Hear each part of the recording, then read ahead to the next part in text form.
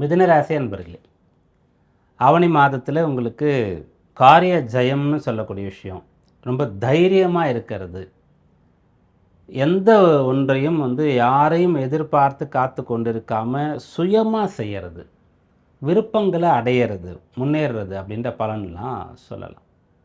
3ஆம் பாவத்தில் சூரியன் இருக்க போகிறார் இந்த மாதத்தில். அது ஒரு விசேஷமான பலன். பொதுவாக 3, 6, 10, 11 சூரியன் வந்தால் நல்லதுன்னு சொல்லுவோம் இல்லையா? உங்கள் ராசிக்கு அவர் 3ஆம் இடத்துல சொந்த வீடாக ஆட்சி பலம் பெறக்கூடியவராக வரார். அதனால் அது நல்லது. அந்த 3ஆம் இடத்துல சூரியன் இருக்கும்போது என்னென்னா தைரியம் உண்டாகும். தைரியத்துக்கு உண்டானவர் சூரியன் தான். செவ்வாய் ஒரு போர் வீரனாக கூட இருப்பார். ஆனாலும் ஒரு கட்டளைக்கு கீழ்ப்படியணும் அவர். சூரியன்லாம் அப்படி கிடையாது. யாருடைய கட்டளைக்கும் கீழ்ப்படிய வேண்டிய ஒரு நிலையே சூரியனுக்கு கிடையாது. அதாவது சூரியன் ஆதிக்கம் பெற்றவர்களுக்கு கிடையாது. அதனால் நீங்கள் என்ன நினைக்கிறீங்களோ அதை பண்ணக்கூடிய ஒரு காலம் இதுன்னு சொல்லலாம். 3ஆம் இடத்துல சூரியன் இருக்கிறதுனால ஒரு தைரியம் இருக்கும். செய்யக்கூடிய செயலை நம்பிக்கையாக செய்வீங்க. ஆத்ம பலம்னு சொல்லுவோம். யாருக்கெல்லாம் ஆத்ம பலம் இருக்கிறதோ அவங்க கட்டாயம் லைஃப்பில் வெற்றி பெறுவாங்க. உடல் பலம் நாளுக்கு நாள் குறைஞ்சிட்டே வரும்.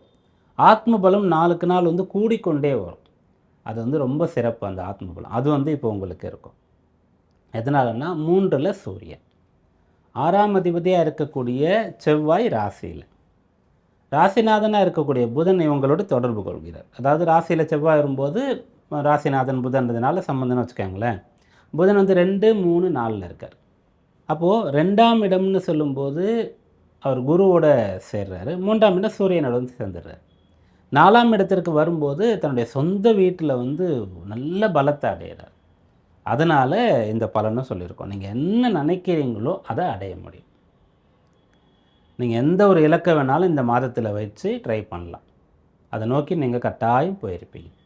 ஃபஸ்ட்டு புதன் ராசி அதிபதின்றதுனால கல்வியிலிருந்து தான் ஆரம்பிப்போம். மிதுனம், கன்னி ராசிகளுக்கு பலன் சொல்லும்போது கல்வின்னு சொன்னால் படிக்கிற ஸ்டேஜை தாண்டியாச்சுன்னு சொன்னாலும் கூட எதையாவது கற்றுக்கிறது, புதுசாக ஏதாவது தெரிந்து கொண்டே இருக்கிறது அப்படின்ற ஒரு பலன் இருக்கும். புதன் கொடுப்பார்.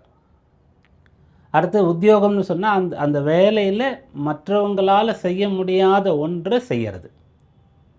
ஒரு எரர் வருது, ஒரு ஃபெயிலியர் ஆகுது, ஒரு ப்ராஜெக்ட் செய்ய முடியல, ஒரு வேலை நின்று போகுது, ஒரு வேலை மீண்டும் மீண்டும் ஃபெயிலியர் ஆகுது, தவறாகுதுன்னு சொன்னால் நீங்கள் போய் இருந்து அது என்னன்னு பார்த்து சரி பண்ணுறது.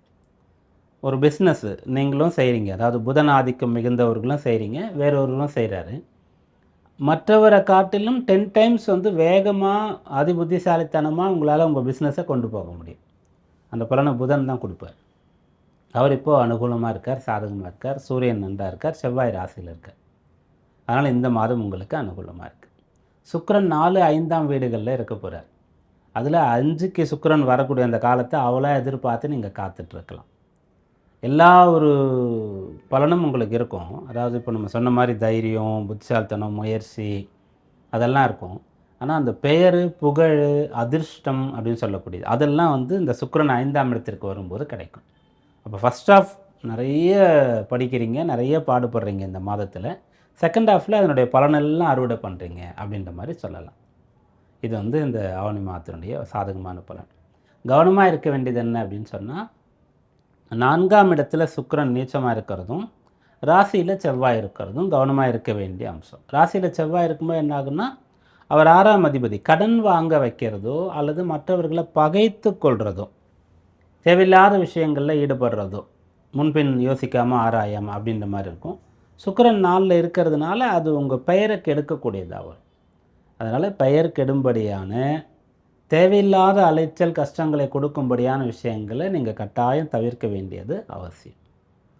இந்த மாதத்தில் உங்களுக்கான வழிபாடு நாள் என்ன அப்படின்னு பார்க்கும்போது ஓணம், சிரவணம்னு சொல்கிறோம் இல்லையா, மாதந்தோறும் சிரவண விரதம். அது இந்த மாதத்தில் அந்த திருவோணம்னு சொல்லக்கூடியதாக வருதுல்ல, அந்த நாளில் பெருமாளை வழிபாடு செய்யுங்க. ஆவணி மாதம் அனுகூலமாக இருக்கும்.